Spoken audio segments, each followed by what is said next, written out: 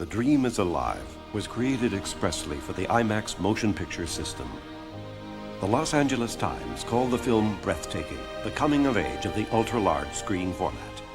Giant or dome-shaped IMAX screens occupy most of the audience's field of view.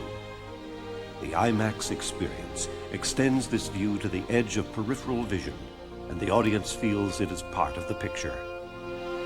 The large film frame creates an extraordinary sharpness and clarity of the IMAX image.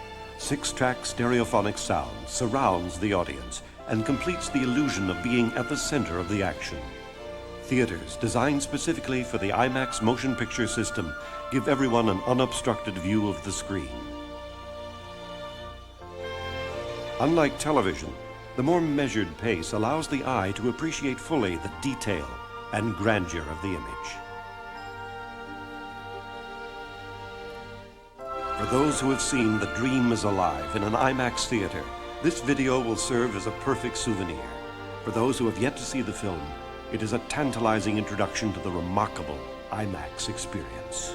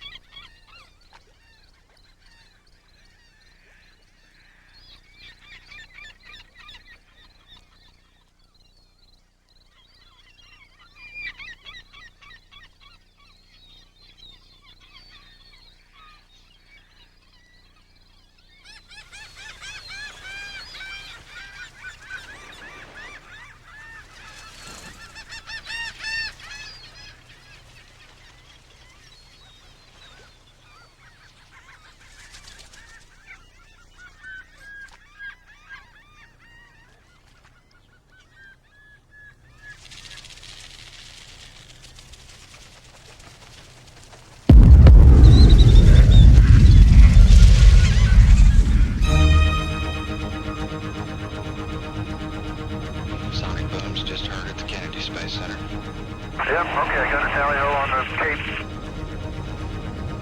Looking good, man.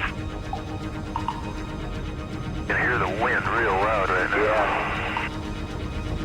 Yeah. At the end of a 3 million-mile journey, the space shuttle is coming home. Hey, figures are looking good, man. The commander has to make a perfect landing now. He has no engines to take him around again. Boy, then. Boy, I tell you, that's a good one. Yeah, looking good. Okay. Right. Okay, got him. On we go. Guys on, got a lane. 400. 300 out. Gears coming.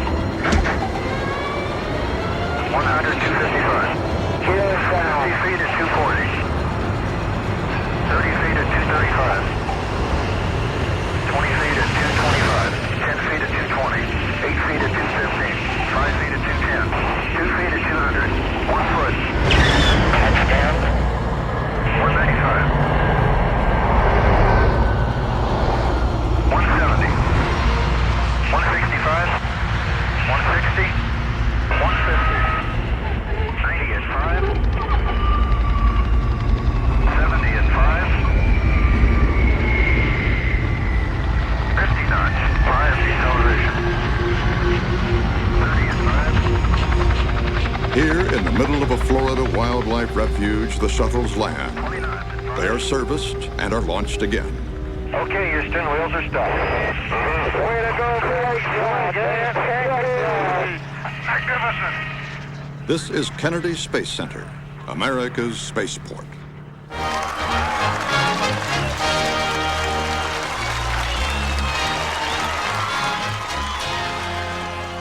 The people we hear about most are the astronauts, but actually there are thousands more working behind the scenes to keep the shuttles flying.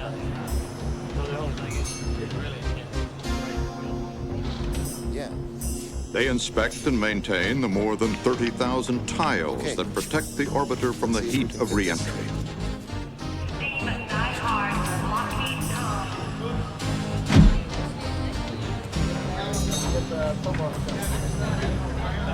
Again, hazardous operations are continuing in the VA base. They watch over the mating of the components, the solid rockets, the massive external tank, and the orbiter. All non-essential personnel clear. Highway 3 in the transfer aisle.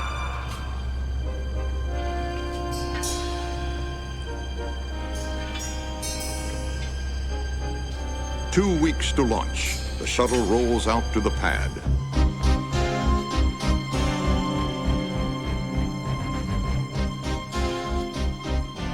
The flight crew has been training at Johnson Space Center near Houston. Now they've come here to Florida to take part in a dress rehearsal with the launch team.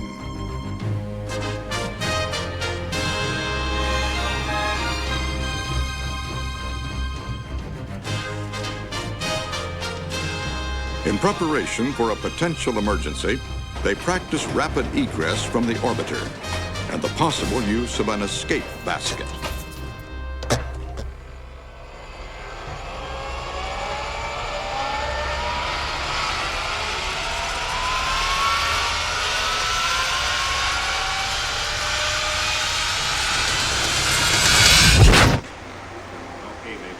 Got 4 good HPUs.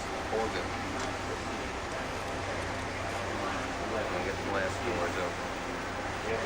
I got the door. All the picks are up.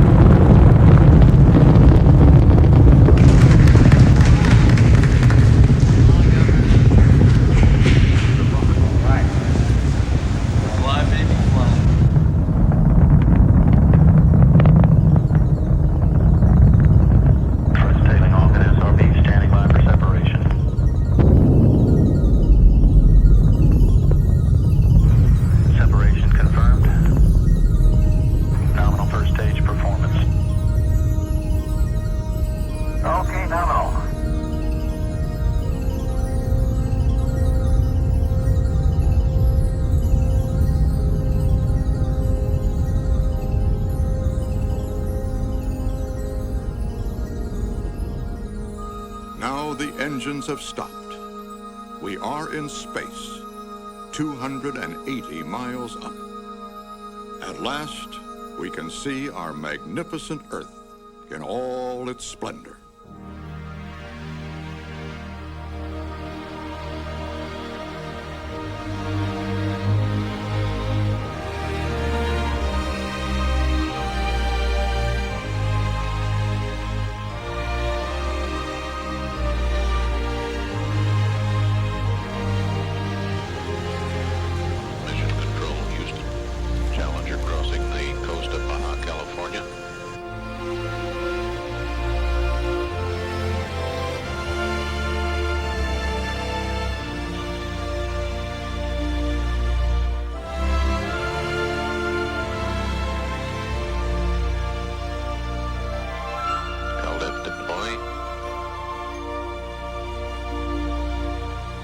The LDEF satellite weighs 10 tons and is the size of a school bus.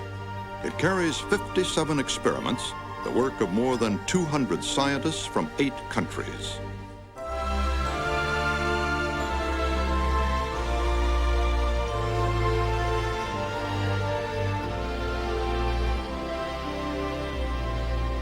LDEF will stay up here for more than a year, exposing various materials to the vacuum of space.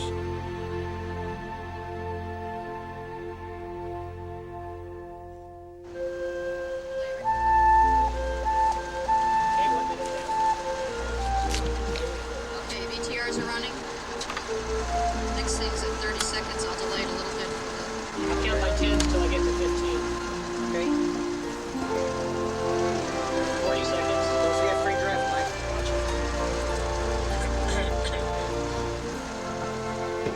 For us inside the spacecraft, there's a new experience: weightlessness.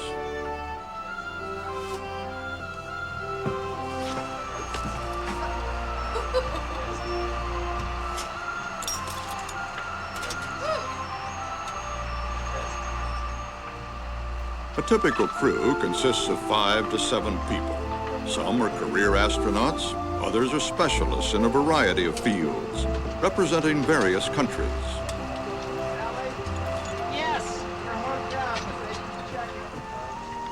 Above is the flight deck with windows facing up and back into the payload bay.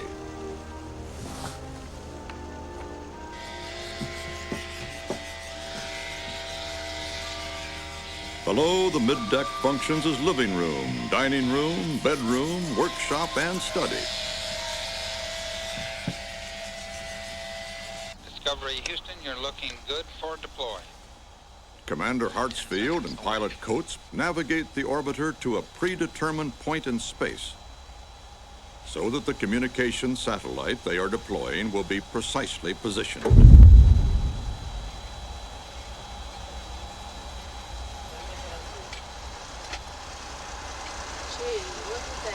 That's a big hummer, isn't it? Look at that. Get some shots of that. Stay calm, deployed, Houston.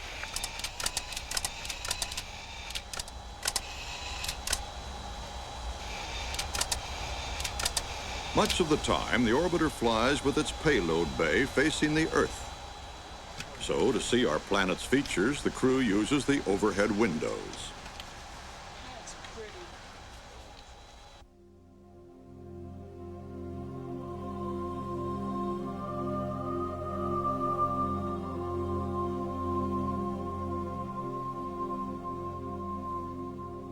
As we cross the Alps into Italy, Genoa is on the left, home of Christopher Columbus.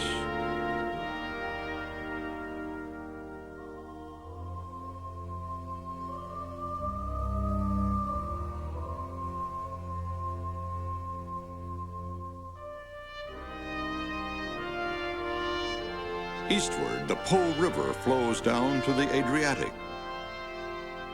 And just north of its mouth, glorious Venice. This is the Italy of the Renaissance. It was here that Leonardo first said, "We can fly." And now we circle the Earth every 90 minutes at 17,000 miles an hour. It's as if we're in a time machine, looking back across the centuries at our own history. The Boot of Italy.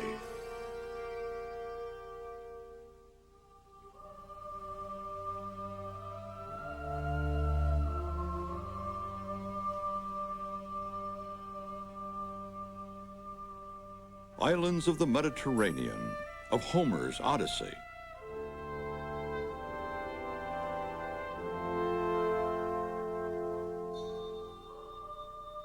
Now on toward Crete, site of the ancient Minoan culture.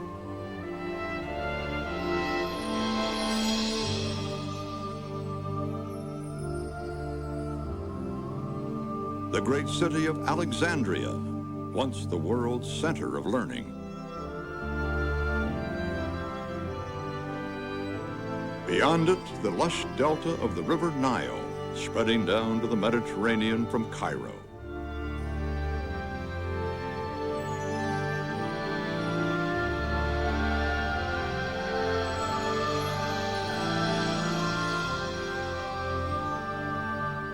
It is thought that thousands of years ago, everything below us now was fertile, but a change in climate turned North Africa into a desert. What will future climatic changes do to our Earth and to us? Okay, we're still looking for a deployment plan for that Okay, how's that? In search of the answer, I like Sally it. Ride deploys a satellite called Herbs. That's a pretty spacecraft. Challenger Houston, you're go for release. Okay, we'll put it in work. Herbs will help us to know whether there will be more sandstorms in our future, or blizzards, or hurricanes, like Josephine, 500 miles in diameter and packing winds of 90 miles an hour. An enormous area. I mean, you're only seeing like not even half of it right here. There's a lot. The eye of the storm. Right. The east coast of the U.S. is off here to the right.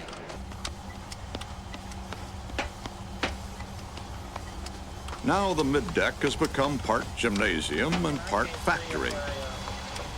While Steve Hawley exercises, Charlie Walker operates a compact laboratory on the far bulkhead. This is a commercial venture. Its object to develop new kinds of medicines that can only be made in zero gravity. 10 seconds. 9, 8, 7, 6, 5, 4, got an arm. 3, 2, 1. There she goes. Free arm is off. Okay. Next one is an ankle. Okay, that's the PID don't fail.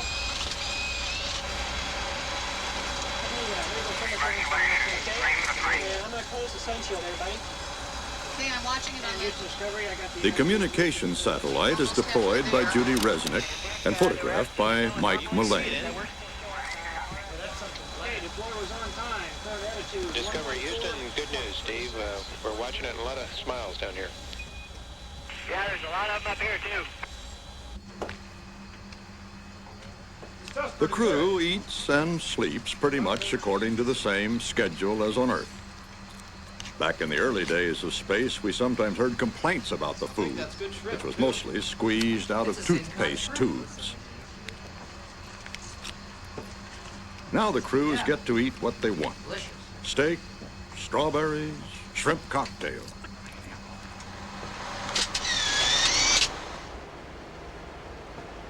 I would say that the extension was just about as nominal as you could expect. We copy that, Henry. On this flight, we have extended an experimental solar array. And it is not budging one iota. It is solid as a rock. And we're about ready to retract now. Holding smoothly.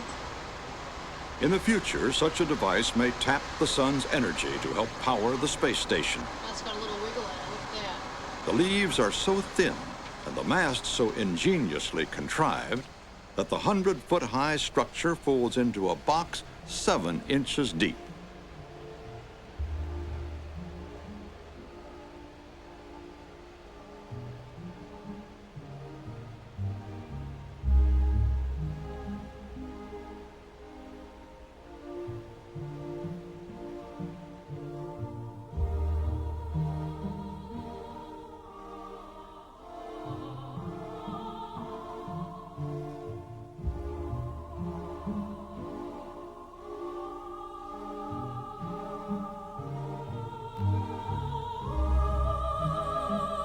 While the crew sleeps, flight controllers on the ground watch over the orbiter.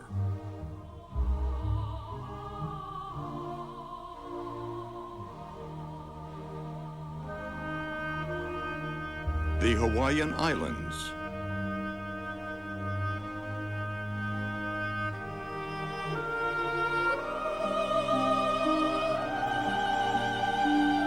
The Andes Mountains in South America.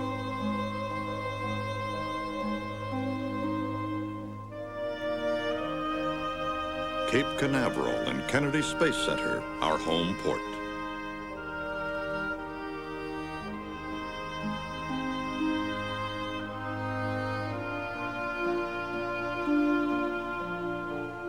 South Florida and the Keys. The deep blue of the Gulf Stream, and the turquoise reefs of the Bahamas.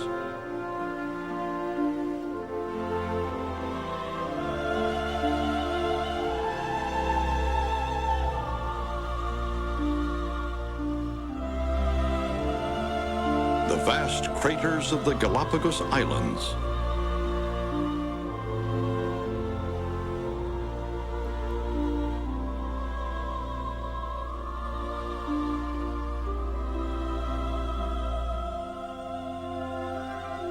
An orbital sunrise.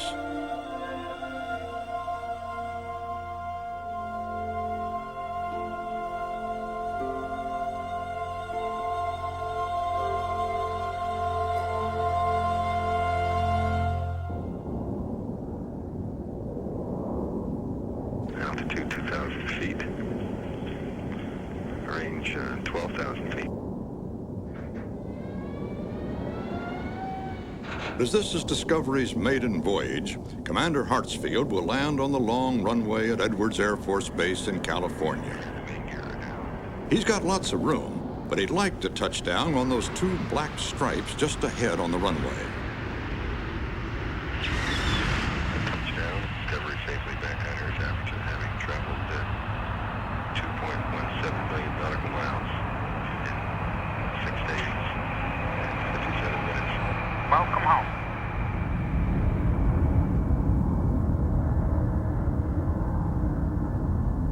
Discovery rides back to Florida atop NASA's 747. With 4 orbiters in the fleet, new astronauts are needed.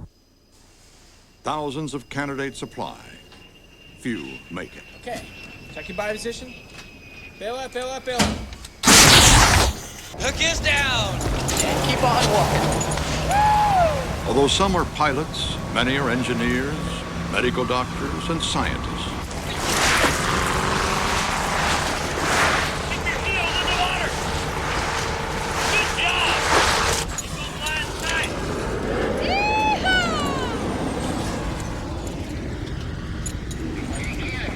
Release. Okay, bring it on down, please. Keep your eyes on the horizon. Put your elbows in tight. There you go. Once selected, the new astronaut develops specific skills leading to an eventual flight assignment. Then, training for that mission begins. This is James Van Hoften, otherwise known as Ox. And this is George Nelson, known as Pinky. Together, they're going to attempt something which has never been done before: the capture and repair of a satellite in space. The satellite, called Solar Max, broke down after its first few months and is now rotating in orbit, partially crippled. Okay, we show a dock. Okay, Lynn, how about if I take Pinky here and roll him upside down? I'll get him back there by the... They will be by the assisted NFR. by astronaut T.J. Hart. And here he goes with a roll. Now, pick him back up again. The shuttle's arm plays a vital role in the repair, and T.J., as they call him, is an expert. And back up to the satellite. Oops. An astronaut, fully dressed in a spacesuit, weighs close to 400 pounds. In space, he'll weigh nothing at all.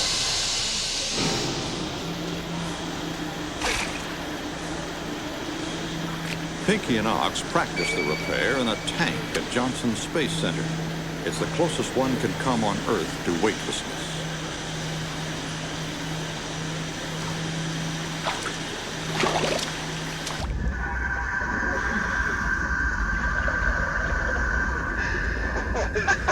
This must be space. Was that great?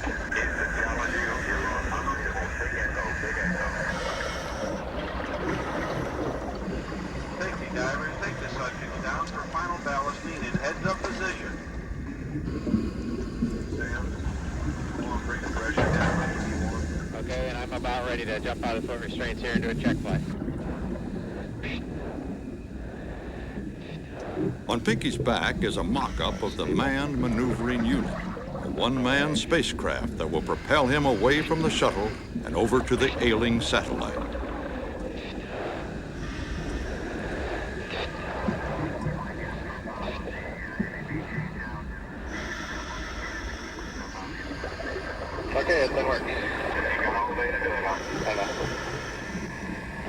I'll get it, I promise. I figured you would eventually. I tell you, it's not as easy as I had thought. For 1 year, they rehearsed this scenario over and over again. And now it's time to go.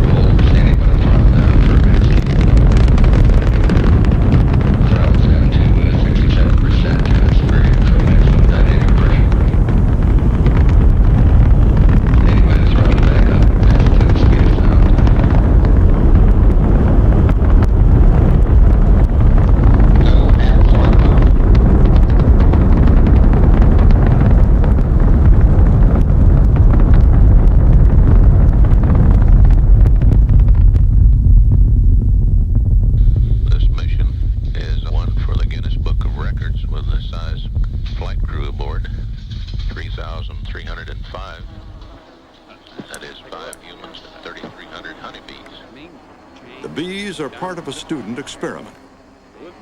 Their efforts to build a zero-gravity honeycomb soon capture the curiosity of the crew. There's too many of them in there to really see any sort of a hive, but it sure looks like they're having fun. 48 hours into the mission, Commander Bob Crippen and pilot Dick Scobie bring the orbiter toward rendezvous with Solar Max. 12,000 feet, closing at 16 feet per second. Challenger Houston, the Solar Max is ready for capture.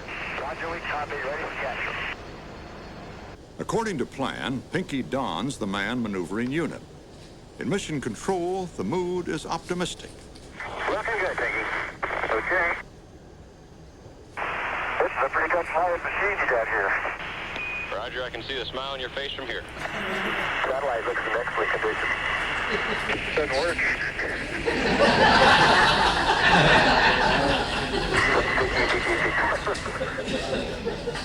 Thank you, Rita.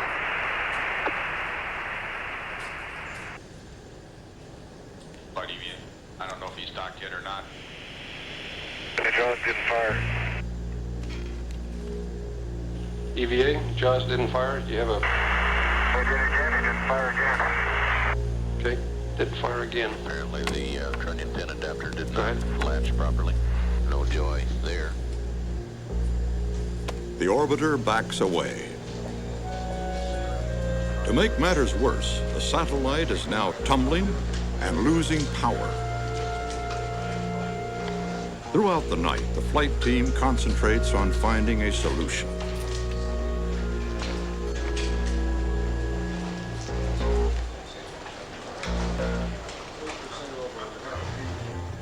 Finally, near dawn, a new plan for the capture is hammered out.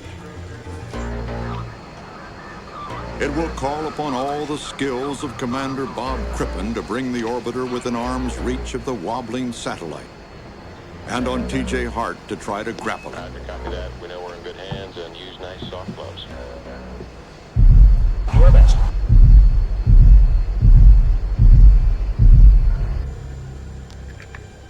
This is Mission Control. Houston. Loss of signal at the tracking satellite. Crippen's maneuvering fuel is nearing the red line. Running low, there are serious doubts that the operation is possible at all.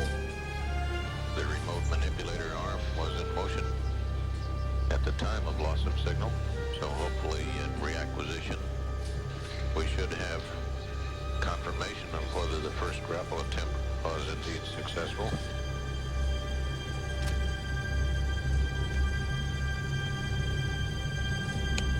Okay, we've got it, and we're in the process of putting it in.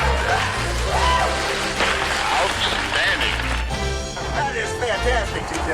Make it look easy, Grip. See, I figured it like that. I'll tell you. All right.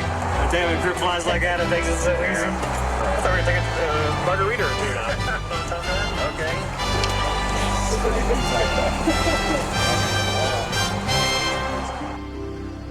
Solar Max, now safe in the cargo bay, is rotated into position for repair.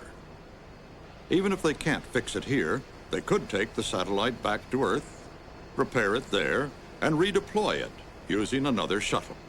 But nobody wants to do that. This is Mission Control, Houston. Next step, EVA for both repair functions. Ox and Pinky prepare to move outside to begin their work in the payload bay. Without their suits, they could not survive in the vacuum of space. The suits provide protection, warmth, and oxygen, and will keep them alive for up to 8.5 hours. Buggy up a little bit more. Mission Control, Houston. The EVA is working along very well. They've pulled out the old ACS module, endeavoring to take the new one and place it in the Solar Max. We're about an hour and 9 minutes into the extravehicular activity. Don't drop anything on us, guys. Okay. Hey, Jerry, the engine on. Roger, it's all downhill from here. Yeah, right. Everything's on. I've double-checked all the little clips are over the connectors, and so I'm going to get ready and button it up. Houston Challenger, is Ox got to go? Because Ox finishes the repair faster than anyone expected, he has time to take the manned maneuvering unit for a test flight.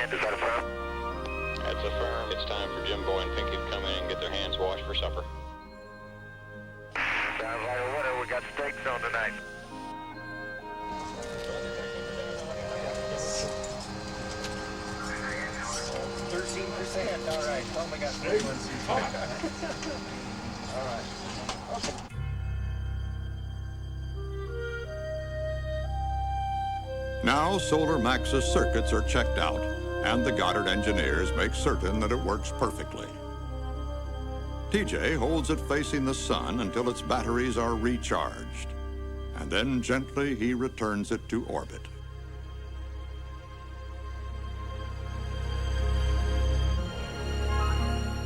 And we have released. As Challenger and her crew pull away, they leave behind vivid proof that we can work in space. This repair is only the first step.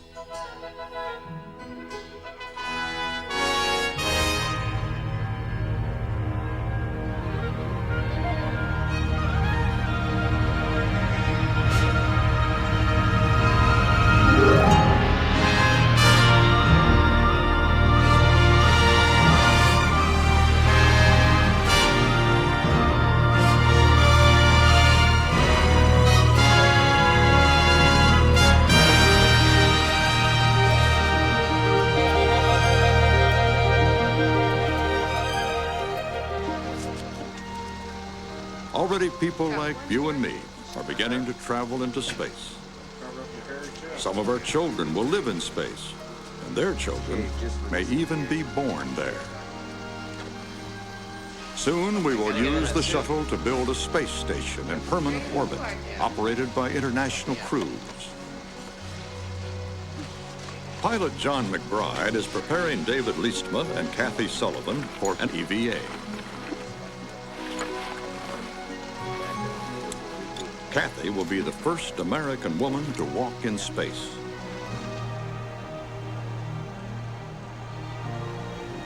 I hear somebody kicking the orbiter.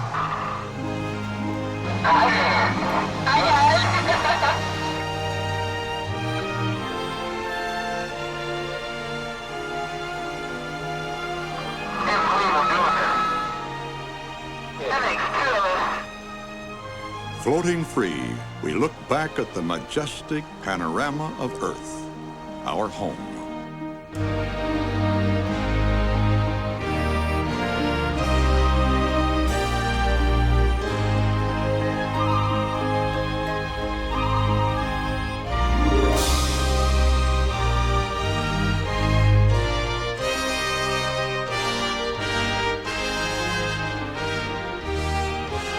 Like Columbus, we dream of distant shores we've not yet seen.